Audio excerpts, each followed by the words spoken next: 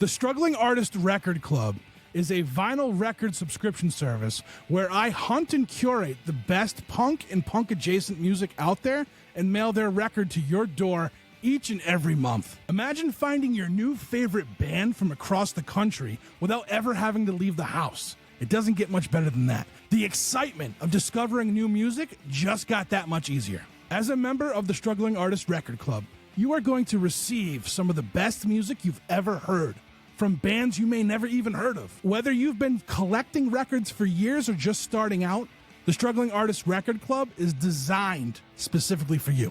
And right now, all new members get a Struggling Artist Record Club exclusive along with the monthly selection. So head to StrugglingArtistRecordClub.com, pick a membership, and start building that collection today.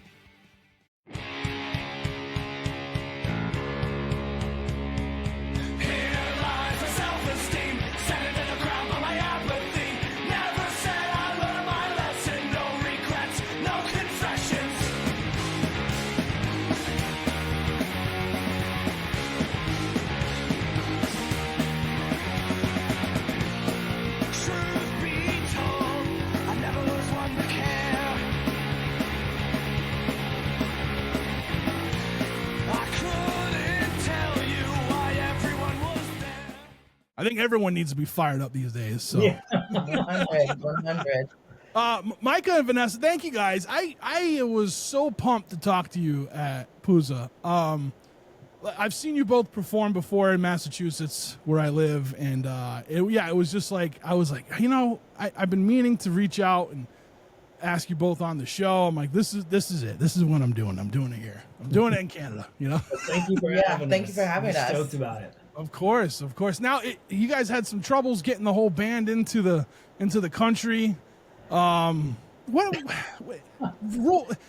You know how many people I know? They're like, I can't go there. I'm like, why? And they're like, I had like a DUI in 1992. Like, that's the rules are whatever that person seems to want at that whoever at that you moment, right? To. Yeah, because they got after us because we didn't have a carnet for all the gear, which is like a list of gear, how much everything is worth.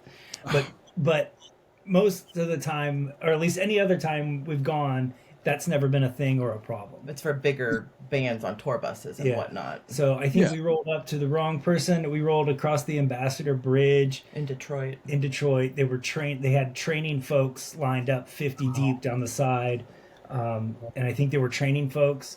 So I think we fell into that, and so we didn't get dinged for the carnet, but the ultimate thing was they were handing us our passports back, and they were like, your guitarist can't come in because he has a DUI from 2014. Right. So I don't know. That's crazy. It's crazy. When we went over, I was like, this is nothing like it is in the movies. Like when we were going up, I was expecting dogs and M16s, you know what I mean? Like I was like, what's this? This isn't that. But the lady was like talking to my buddy Jeff, who was driving, and then she starts talking to me, and I like panicked, and I was because I didn't expect her to. She's like, "What do you do for work?" And I was like, "Blah, blah, blah," you know.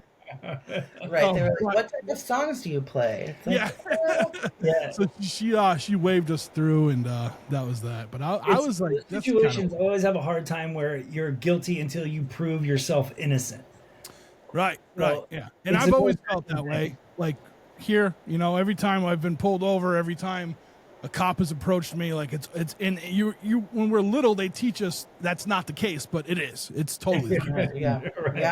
Yeah. I just remember one time I had a buddy who he had a run in with the law once or twice, and they were like, this cop was like, "You're really starting to piss me off," and he's like, "It's not your job to get pissed off."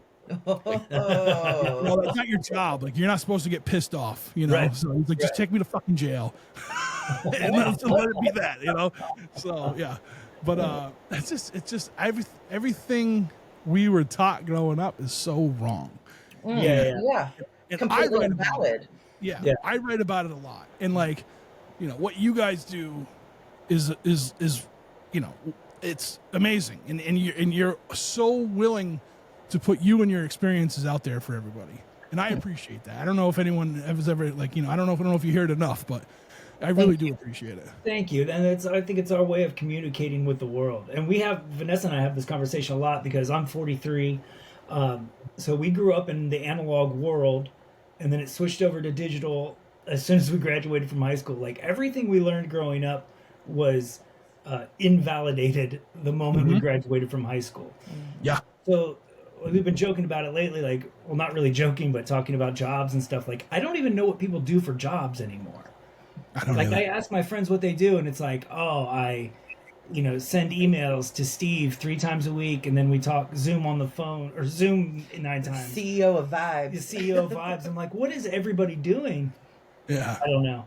So the world has changed so much, and in such a little bit of time, right? I mean, it hasn't been. I've been out of high school. I graduated in '99. Like it's been a short amount of time that everything's just changed. And like, I remember I couldn't wait to work for $12 an hour because that was a good wage. Yeah. And then when I got there, it wasn't anymore. It's 15. Okay, we'll get there. We got there. No, that's not it anymore. I mean, you can't even, I feel like nowadays it's got to be up like in the mid 20s to be able to survive out there. Like rents. Right. Yeah. And like I grew up in a small coastal town in Rhode Island. It wasn't like the beach end is like like the bougie expensive stuff, but like, if you lived in town, like it was affordable. It's not anymore. Like, and that was one of the reasons I left in 2011 and I went to Worcester, and like, I was just like, I can't, like my job, they were like, there's, basically my boss was like, there's no room to grow and there's no money to give. And I was trying to move within the company to work for another, to work for like an engineer doing his prototype building. And he wouldn't let me. He was like, no poaching. I'm like, you're not leaving me any options. Like the company keeps a good worker or you lose me. Right. You lost it. Like, When I moved to Ohio, I lived in Santa Cruz, California, and I worked in Palo Alto, which was a 2-hour commute. And I was renting a room in a house, and now we're looking at renting a house in Santa Cruz, or a room in Santa Cruz is $2,000. A room with maybe bathroom access. Like it's all insane. Yeah. But Vanessa was working at a Time Inc. magazine and making $7 an hour. $7 an hour. In this area, like, 15 years ago. Yeah. It's insane. It's insane. It's just insane. It's just and it's so the mindset of people nowadays. If I feel like there's a lot of people who can't make it out there, but they live on this mindset, like they're following this other guy, right? This guy that's in office, and they think it's going to be better for them. And I'm like, where did they fool you? You know what I mean? Like, where did you feel like what did they say to make you believe that? Right, and it's just this kind of desperate thing, and you can either open your eyes to it or like you can blame someone.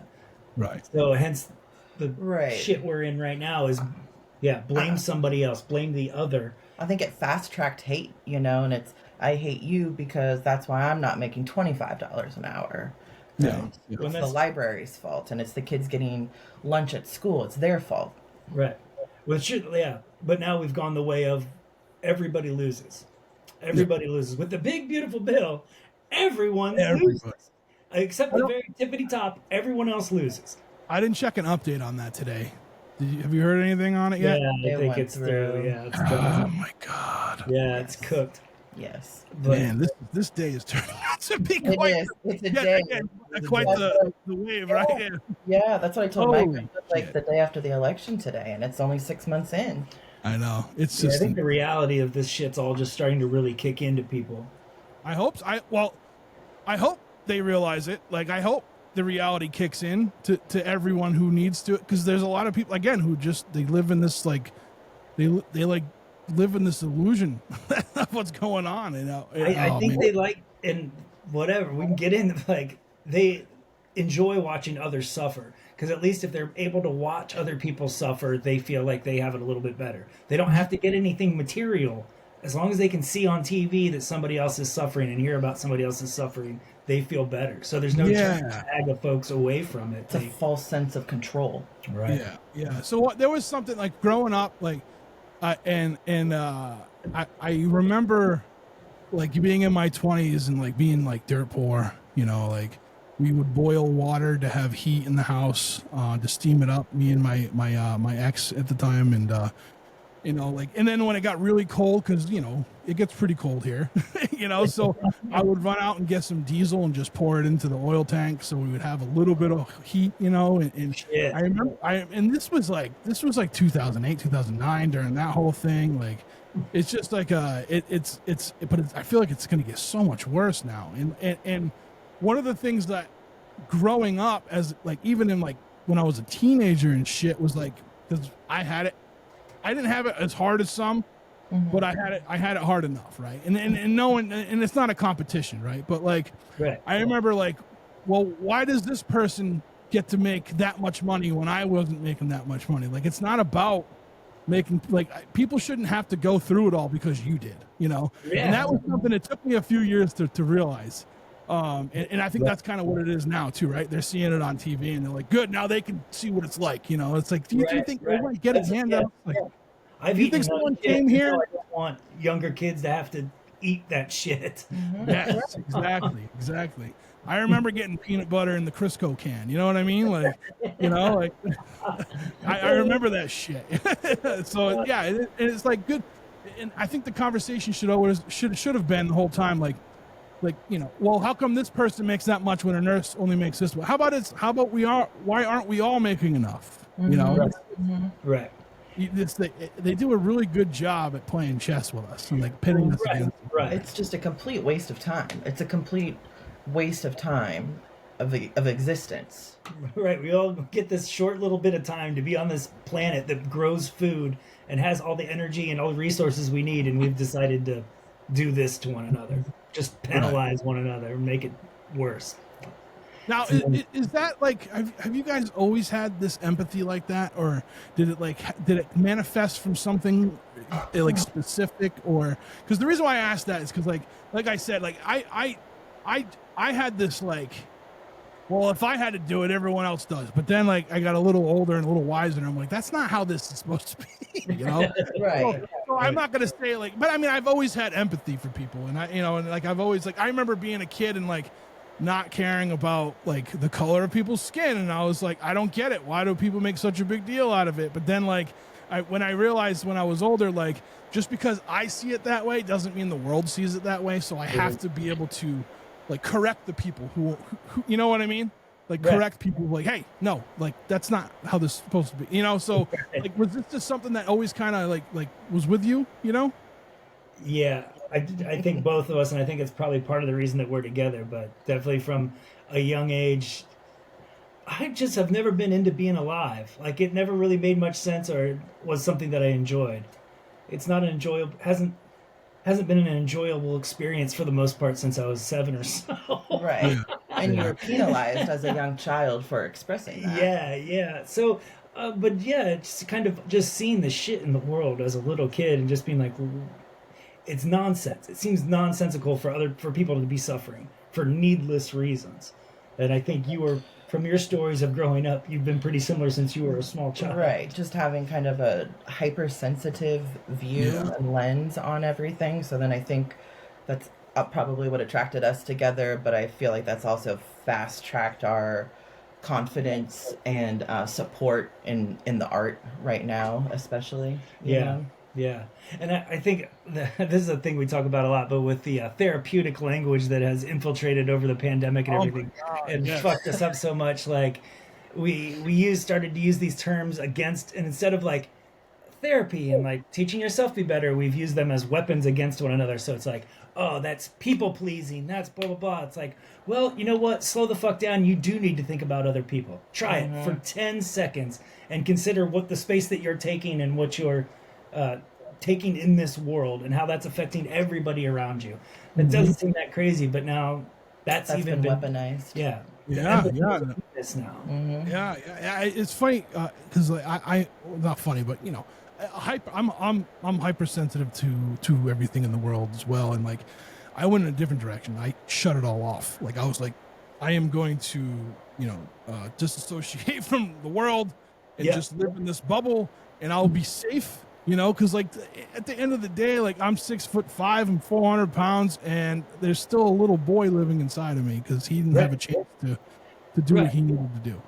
So like I just like I had to for years, and then I started going back to therapy in 2016, and like it's been a much different path since then, and I'm really happy. Like I'm happy with how I've like kind of, I don't know, evolved or whatever, but like you're right, Micah. Like I've never really had this like it's awesome to be alive kind of thing, you know? Like it's just there's just a lot of bad. There's just a lot of bad, and like I think I hit it many years by saying like because I'm not like that. That means no one's like really like that, you know. But it's not. It's not the case. It's not the case. Right. I think that's why we're attracted to the punk scene, or you know, the music that we listen to and the people that we hang out, especially as we get older, because you don't feel as alone when you sing it from stage and there's people there receiving it who feel the same way, and you share conversation similarly afterwards. It's such an important connection for me. I'll speak for Vanessa too. I think for Vanessa too, and I'm guessing probably you. That's why you're doing this right now and doing the things that you do. Like, it means so much to connect with other people and feel validated and seen in this world, or at least just connected and not feel alone in the chaos of the world. And the world is so fast now, and specifically here in the US, it's so tense and so fast. Everyone's just reaching past one another and talking past one another. Like, it means a lot to be able to sing the songs and connect in some kind of way to somebody else. And I think as we're all in our 40s, that changes and has taken on a new meaning of still doing it, of you hosting this and doing your creative work, of seeing so many friends get distracted by real life responsibilities, and no discredit to that, but I think sometimes we feel very isolated in the struggle of trying to push this forward without label help or booking help or management or anything like that. So when things like Puza or a show or this exchange mean so much to be able to further articulation, I think especially as we get older and are still doing it. Good job. Thank you. No doubt. So I want to say, the first time I've seen the both of you live was at Faces, and it was a couple years ago. And I know old boy Liam was performed. One of our favorites. Squally Greenville? Squally didn't play that show. Coffin Salesman played that show. Yes. Yeah. So I was blown away. Like I didn't really I didn't know your work at that time, and like I was like, whoa, this is like a thing. Like you could do this. You know what I mean? Like I mean, you have you're writing. I mean, for both of you, like it's prolific, and it's in your face, and it's you know, and it can be metaphorical, but it can also be straightforward. Like you are a blend of all this stuff, and it really hits you directly in the face. And like I love, like, music. To me, music is something I can't do. I've never been able to play an instrument or sing or any of that stuff. So like, or even write a song. That's been like the running gag on this podcast. When I find out how to write a song, it's all over. You know what I mean? But like, I do like write, and I've done like spoken events and storytelling events, and I haven't done any in a long time, but like I had done those before, and like, you know, and like, I just really fell in love with what you guys do. And, you know, and so like when the first thing I saw you put up a post on Instagram at Puza, Micah, that said you were playing like a secret set. And I'm like, oh, I got to go to this. I got to go. And then I realized it was from the day before. I'm like, God damn it. The algorithm fucked me again, you know? So, but I did check out the Call Me Rita set down in the outdoor one. And it's great. I had a blast. I know it was just, you know, you didn't have the full band. It was just you two, but like the energy you guys brought, and like Vanessa, I don't know, like when I see you up there, and like you bring so much energy, and you keep your tone and cadence perfect, like it blows me away. Because right now I'm like recording like an audio collection of essays that I did. We're recording them, and like I'm like, oh man, I did that way too fast. You know what I mean? So I have to like go back and so like I look at that, but like and like you're like I don't know, on like the balls of your feet, and you're like hopping back and forth, ready to like just murder. You know? I am. Thank you. You know, it's how do you first off, like how long have you been performing? And with that, like did you have to learn how to keep your cadence and tone like the way you do? And I Call Me Rita started a few months before the pandemic hit. I had come to Micah with some poems, and then we put music to back those. So they were kind of like spoken word pieces with like a backdrop of music. And then I think we performed as a band about 2 or 3 times before the pandemic hit. And then over the course of the pandemic, I got very, very angry and very, very frustrated and very sad. Wonder why. What about? Just a couple things. And so I think that's when the shift kind of came in the performance to, I want to perform songs. I want this to be more aggressive. And that's been all self-taught. I mean, the pandemic I hated, obviously, but I really hated performing acoustic with just Micah and I to a screen. Those were a lot of my first performances, and not having the loudness and the shield of the band made me feel very vulnerable, but there were no other options at the time. And in terms of performance, I mean, I've grown up in the music scene. I was just wondering, that's what I was going to say. Vanessa grew up in the Bay Area music scene, so the aggressive music is the world that you came from. Yeah, it was always male-dominated, punk rock, loud, Gilman Street, Bottom of the Hill, the Parkside, Fat Records, Punkaramas, all that was my upbringing. So I started in the photography world, and then I made a zine called Lubricated in the early 2000s with my brother. And so I was always wanting to be a part of the scene, but similar to you, I didn't know how to play music, and I didn't know how to execute that. And so I was able to find ways to be involved. And so then, yeah, Micah helped kind of be like, hey, we should put some music to the back of those poems. And then that evolved. But in terms of performance, it was during the pandemic of just being angry. And similar to Micah, I'm very influenced by hip hop. And I think female hip hop artists right now are carrying the weight of the world and of current creative arts and performances. And I'm very, very inspired by that, and also conscious of being a white woman and not trying to appropriate, but be inspired by that. Yeah. So, yeah. She comes from the aggressive front person. She knows the aggressive front person. She does it well. Yeah. I was very surprised when she first went from like reading poems, and then there was one show where she was like, I think I have the poems memorized, and she was just like, bam, in your face, doing it to it. And yeah, and now she's just an incredible front person. That's awesome. Now, Micah, with a lot of your stuff too, like you, I don't know how you fit so many words into something, like into a, like it's amazing. And like, cause your and you make, I mean, it's your cadence that you give it, right? But like, that's got to take some practice, no? It does. It's taken, cause that was a later thing for me. I didn't start out that way. Right. How I ended up kind of accidentally finding my voice in that. It's one of those things, like, as you know, as we all know as writers, like the first time you kind of write something that's you and you see and hear yourself, you're like, oh, there's me. Like, it took me a long time to find me, but there I am. So I had that moment. Then it's just been a developing thing. And it was exciting because I had to learn how to play the guitar. But it's almost more like drumming because you have to separate your brain from the guitar, because the guitar just becomes the drum kit at that point. It's like an accompaniment, you know?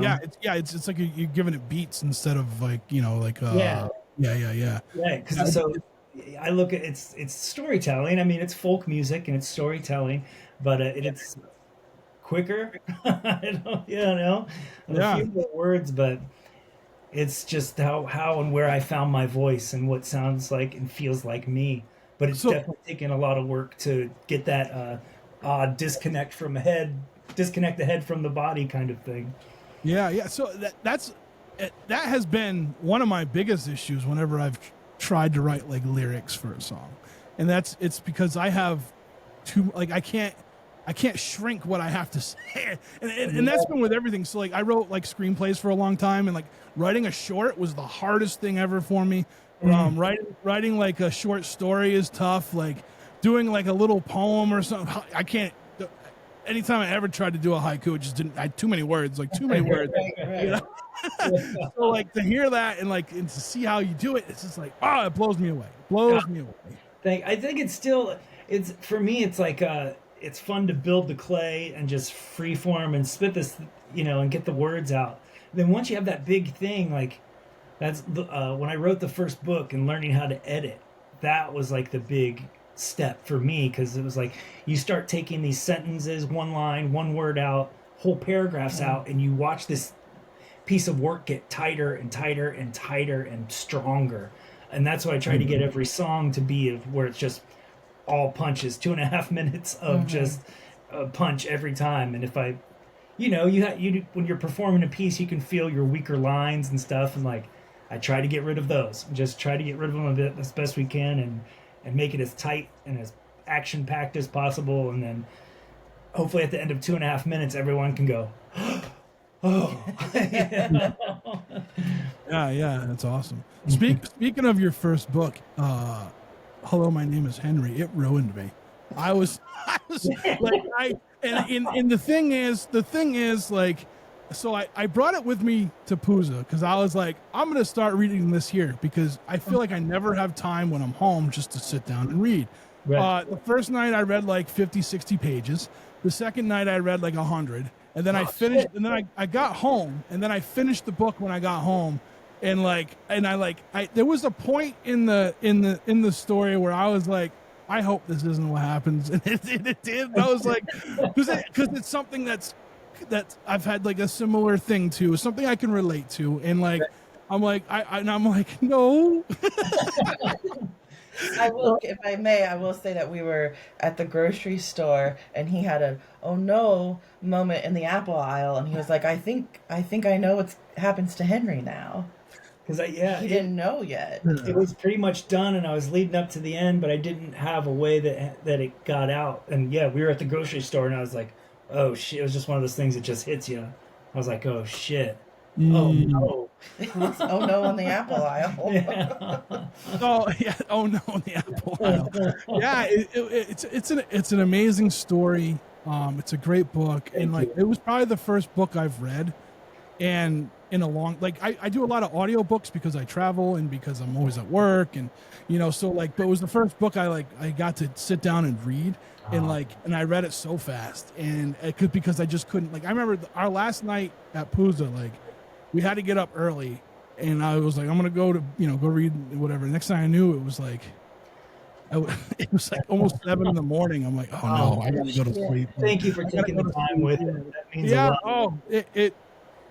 That book quickly became a book that means a lot to me, my friend. And like, thank you. And I can't wait to start the next one. I have it here. All right. Yeah, but like, I had to give myself a break after Henry, and then I started to read another book that someone else I knew wrote, and like I just haven't been able to get back to it because I've been so busy. Like, I think I need to go on vacation so I can read more. Right. We've been talking about how difficult it is for me since the pandemic of reading. The same thing, you have like a physical book that used to be such a joy and a comfort to me, and so much joy was sucked out of my life during that time that focusing to read a book has been difficult. Yeah, my attention span has gone to shit. I do want to ask this about it. What came first, the book or the song? I think they were happening at the same time. Oh, wow. Okay. It wasn't a...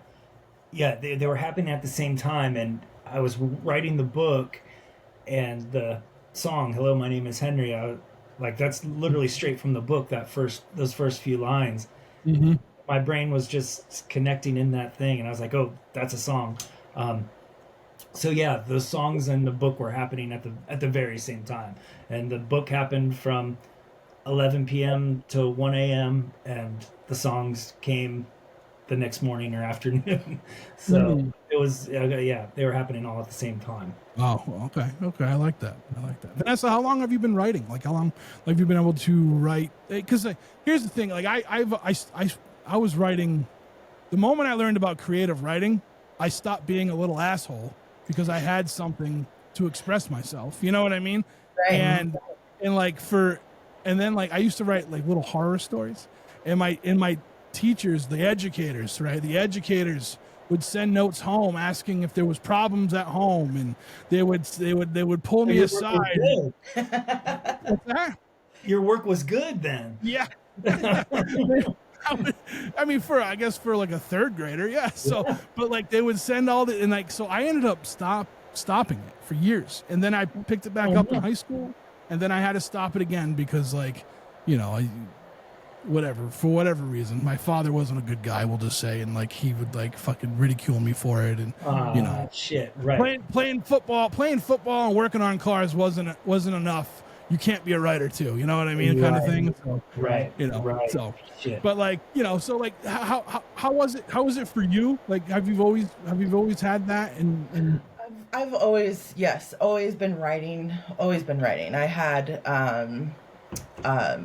supportive, creative environment. My grandfather, these are all his paintings. When he died, he had like 400 oil paintings in his basement that he just did because he loved to paint. So the arts, I was fortunate to have parents who supported it, but simultaneously were like, well, you can't just major in art, you should, you know, get a communication degree or something. But since I was a little kid, I was always writing books for my dolls that were, you know, doll sized. And I had a wild imagination, probably far into my adulthood, that I just was always trying to find ways to do that. So since I was a kid, I was creative writing and trying to, like, I was part of the Scholastic Book Fair, and you know, made my first book in 4th grade, and then you did a zine coming out of college. After college. Yeah, that was a way to stay creative and connect to the punk scene in San Jose, California at the time. And so yeah, I've always been interested in arranging words, and then I think a lot of my art in the last 15 years, when I was doing a lot of lace paintings or stencil work, that was a way for me to kind of like explore words on a different scale, not on paper, kind of make it more visual and interactive. And then I think that allowed me to start writing songs and seeing things kind of in a different arrangement. Yeah, that's awesome. Now, does each, I don't know, form do something different, or does it all kind of do the same thing for you? Like, so I'm gonna say, like, I love audio editing and podcasting and video stuff, and I love it, and it's an art within itself. But like, it doesn't do the same thing that writing does for me, and like and I can't get out the way, you know, in the way like I need to. You know what I'm saying? Like, to express things. Like, I love doing it, and unfortunately. Well, not unfortunately, but it does take up a lot of my time. So for me to find time to write now, like I have to basically schedule myself, you know. Yeah. So does each thing do something different, or does it all blend together? That's a good question. I think for a long time, I was very critical and punishing of myself, of like, oh, you have to sit down and you have to write in your journal in the morning and have those creative thoughts be in one spot, and then from there you can go over and start to structure a song, or, you know, a short poem can go onto a lace piece. But then I started writing in my notes section on my iPhone and seeing things in smaller, shorter bursts seem less intimidating, and I would start to write those physically onto index cards. So I'd have like 2 sentences, you know, stay soft, stay brave, or immaculate Mary in an open ass nightgown on one card. And then since I'm a visual learner and physical and from the 80s, so physicality is important to me. I would start to arrange those index cards taken from the notes section of my phone, and I was finding that the kind of the old model in my head of you have to sit down and you have to journal, and from there that will, you know, inspire the song. It's become more immediate for me, and I think similar to what we were saying about how reading a novel has become difficult, there's like an immediacy in the writing, and so even trying to take advantage of social media as being like, oh, well, this can be a short little poem, you know, or a short little story, and it's okay if it doesn't do well in the algorithm. That's what I'm feeling and thinking about today, and sharing that, and just kind of trying to dissect the formality of it, I think. I'm an nincompoop. What is lace painting? Oh, before I started doing songs, I was painting lace curtains with poems, with like big stencils. So, like Frank Turner used the "Stay Soft, Stay Brave" slogan on a big lace banner as a backdrop for one of his tours and stuff like that. Yeah. So I'm a nincompoop. I don't know a lot of things. No, I don't expect you to know my entire catalog. Please no, and I've worn many hats. So yes, I was painting poems with stencils onto like lace curtains. Oh, okay, yeah. Okay, that's awesome. Was like my transfer from being a visual artist to a performing artist. Hell yeah, yeah. That's cool. Yeah, I had never. I guess I had never really heard of that before. So I think I invented it. That's awesome. Out of being absolutely poor and having no money to buy canvases, that you go to the thrift store and you can buy a lace curtain for 99 cents. Hell yeah, baby! Yeah. That's awesome. Awesome. Now, Micah, for you, like at a young age, was the creative juices flowing then too, or? So I had this. I was all sports growing up. Sports, basketball and baseball and basketball were my main focuses. Baseball was my first love, my true love, and then I think my I can pinpoint the time, but we won't get into it. But there was a time with athletics, you hit these spaces and meet up against other people where you're like. I had a very specific moment where I was like, I was playing basketball against a guy, and he was really, really good. And I remember watching him blow by me, and I was like, there's no amount of work I could ever do that my body will be able to do that. Yeah. Like, and that kind of hits you, you know, and you're 12 years old, you know, so it hits you. So I continued with sports, but when I turned about like, I think my subconscious knew like, you got to find something, dude. So when I was like 13, I started playing drums, taught myself to do that. And then 14, I found the guitar. And so my life really did this big major switch from being the sports person to the guitar music person. And I was just eaten up with it. And I've been in love and probably addicted to it since I was 13 years old now. Yeah. So I kind of found, I have no imagination. Wasn't super creative. I'm not a creative person, I don't think, in most ways. That was my new infatuation. I'm fortunate that it's lasted this long. Yeah, so I don't think I'm creative I was not born creative, or I'm supposed to be doing this or anything. Like, I don't know. I think you're very creative, and with just how you do things and how you do things, like, and I also think you carry a confidence with you to do what you want to do and put it out there. Like, I haven't really put anything in my mouth. I'm like this. The thing I'm working on, the little project I'm working on now, will be the first thing I officially ever put out. And I was great. Thanks. And like I was gonna do it.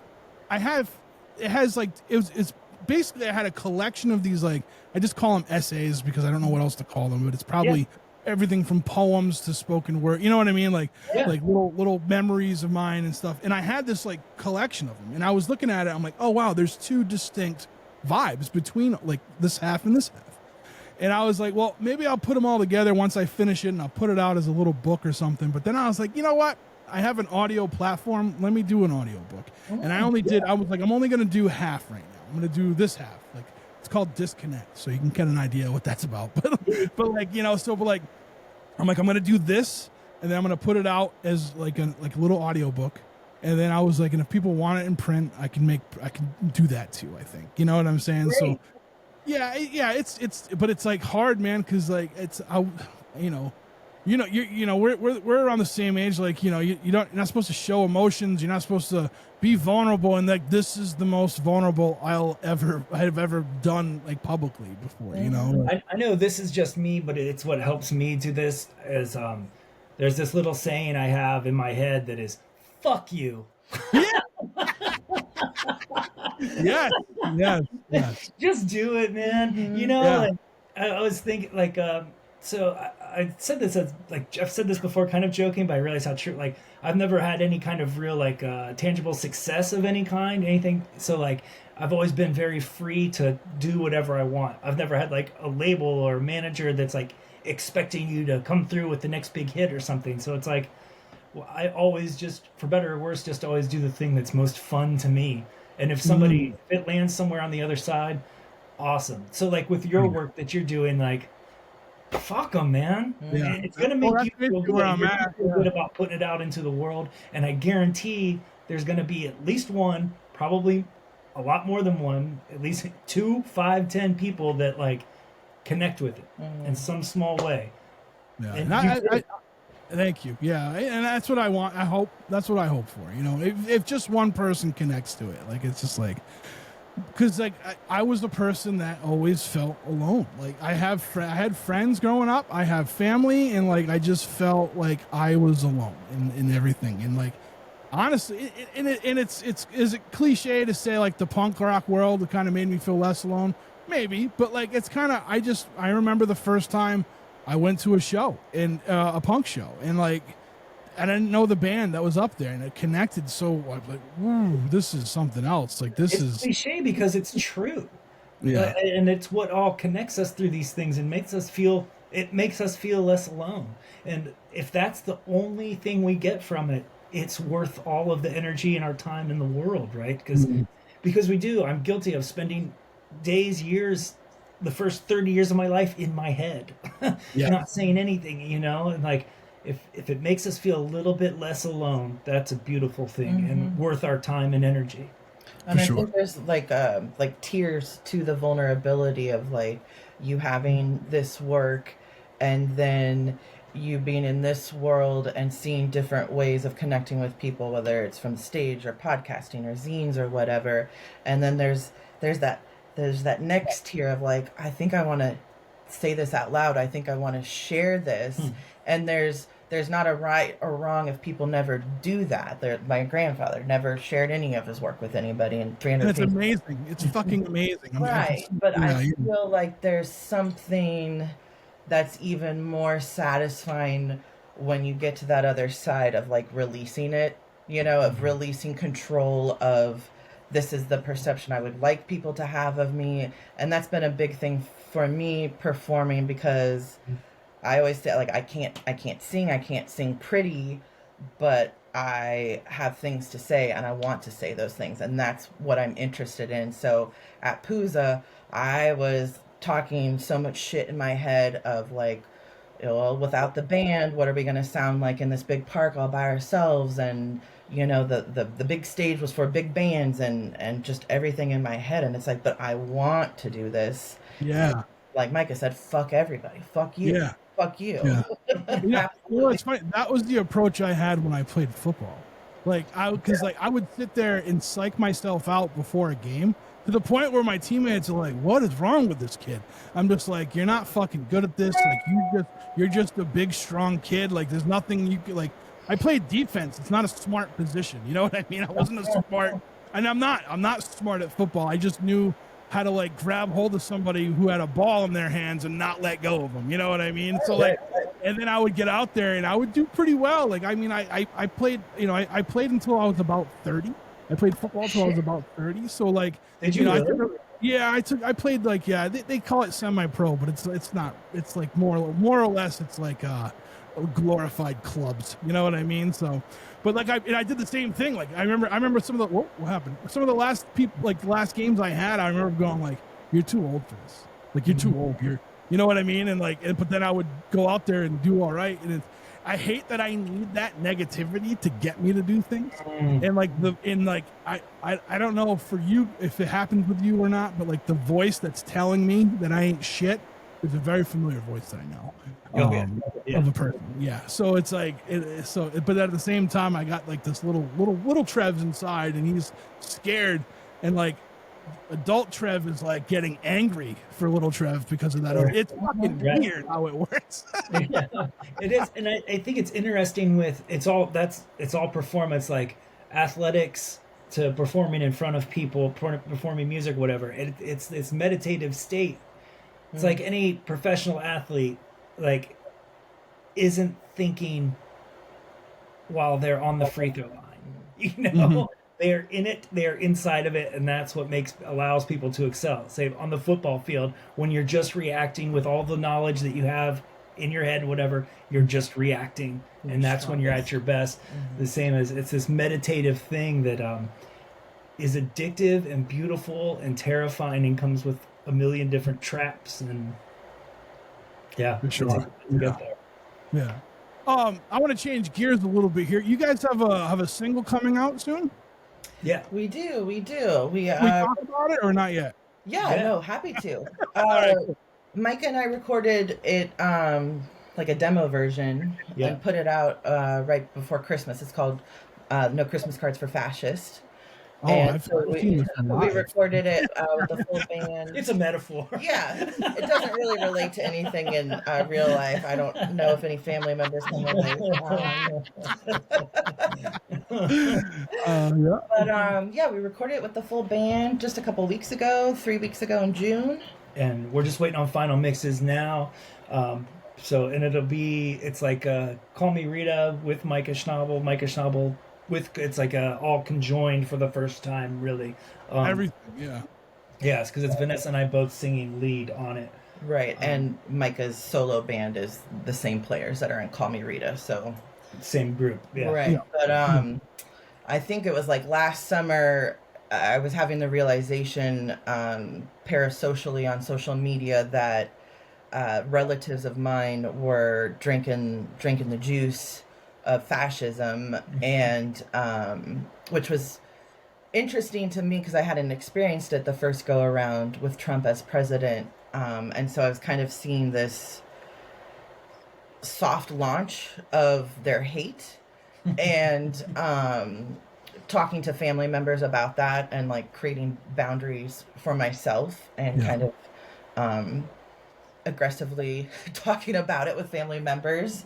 And so that line, there'll be no Christmas cards for the fascists, popped into my head because I think with like the boomer generation, there's so much value and care into that Christmas card that goes out, and this is what my kids are doing, and this is what my grandkids are doing.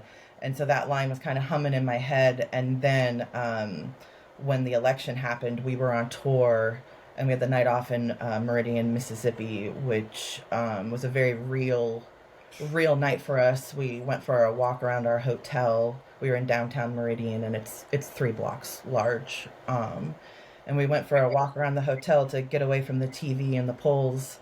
And there was a Christian radio station next door to the hotel, and they had a loudspeaker. It's midnight, and they have a loudspeaker outside of the storefront, blasting some extremist right-wing shit that was crazy right-wing shit. Absolutely terrifying. And there were people sleeping on the street just right outside of that. And I think from there it kind of fast-tracked the inspiration for the song for us. That's where it came from.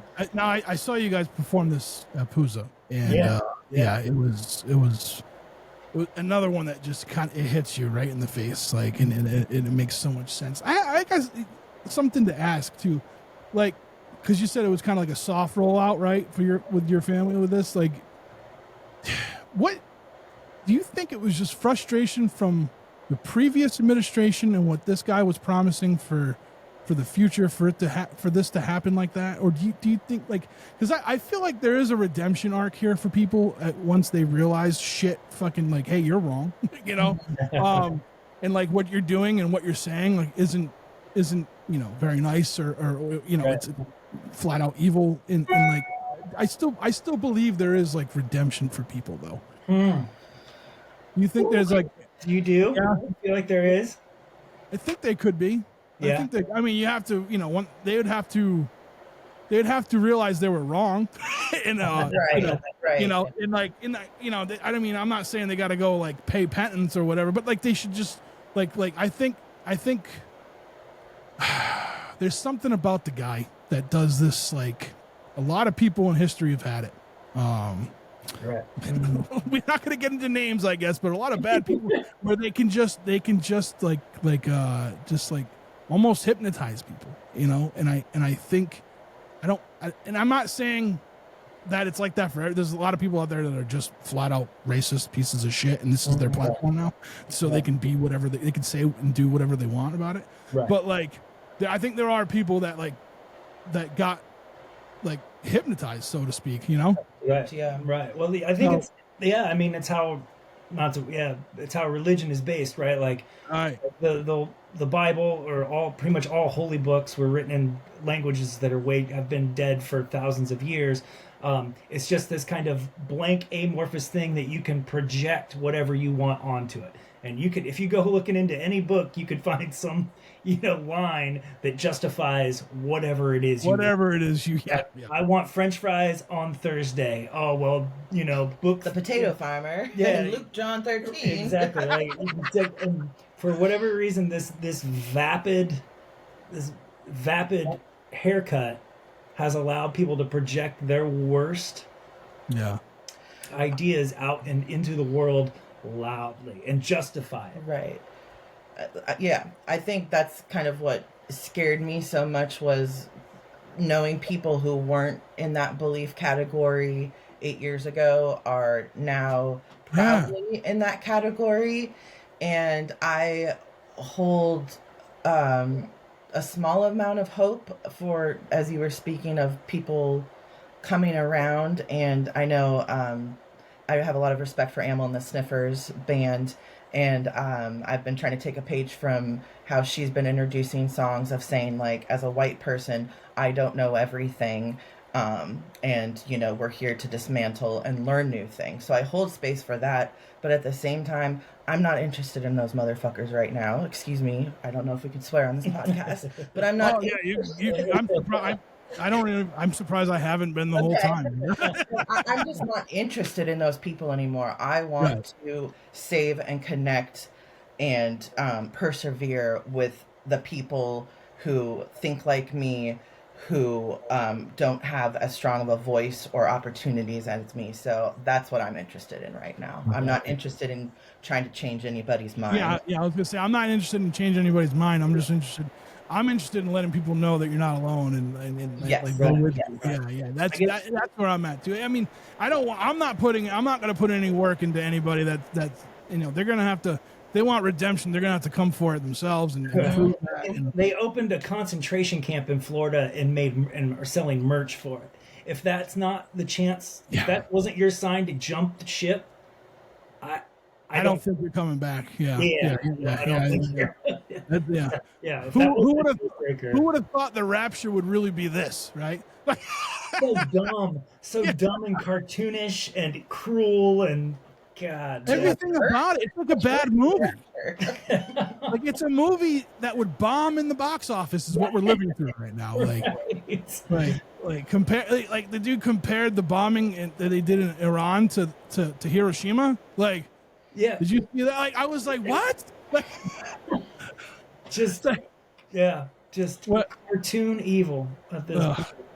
Well, I want you guys to continue going out there and spreading the good shit. And thank you so much. What you guys do. I'm excited to hear your essays and your poems. Oh, please keep us updated on that. I will. Yeah, it's like I said, it's something I've been meaning to do, and I just needed to do it, and here we are. So, but I think I go back. There's a perfect time for it. That's right. It's the decline, baby. Throw it all in. I go back this month, I think, to finish the recordings too. So, but I went through some of the other ones, and I was like, oh, that's way too fast. Again, back to the cadence and tone, and Ain't much worse than hearing your own voice coming back at you. Yeah, no doubt, no doubt. And it's funny because the one that I was really like upset with, I did a demo of it like a few years ago, and because that's when I had got this idea, and like I'm like, could I just plug the demo in instead? Could we, right. You know what I mean? Like, yeah. Well, I don't know. We'll see how we'll see how it goes. You guys, y'all tour pretty all the time, right? Are you going on tour anytime soon, or? Yeah, we start August 2nd in Rancho Cordova, California, going out to Reno, Salt Lake City, out to Colorado, then down into Arizona, wrapping back up through San Diego, Los Angeles. Nice. Yeah, August 2nd we kick off. Right, I'll make sure I get that in there. Is it anywhere online where I can link it? We just announced it, put it out on social media today, so the schedule's all out there. I haven't made it there yet. Not since the what I was talking about before we started. Not since that little conversation. So, awesome. Yeah, just keep doing what you guys are doing. It's so important. It really Thank is. you so much for having us and taking the time to talk about the work with us. That means a lot to us. And like we said, we're talking about creating this stuff. You never know. Thanks for giving us the opportunity to talk about it. Of course. Listen, there's a lot of shit going on in the world. If you want to come back and vent, let me know. The door is open. If you have another release, an album or whatever, book, collection of poems, the door is always open. This is like, you guys are you know basically all the people I'm friends with are you guys are friends with. So like you're part of the struggling artist family. I just want you to know. Thank you. Thank you so much. Good to connect in Pooza, and like I said, we're excited to see your words come to life. Thank you. All right, we'll talk to you soon. Thank you. Thank you so much, Trev.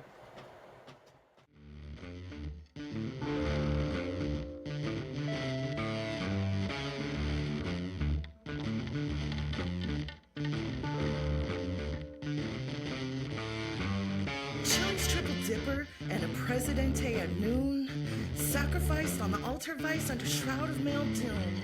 Someone come get me down in Meridian, Mississippi.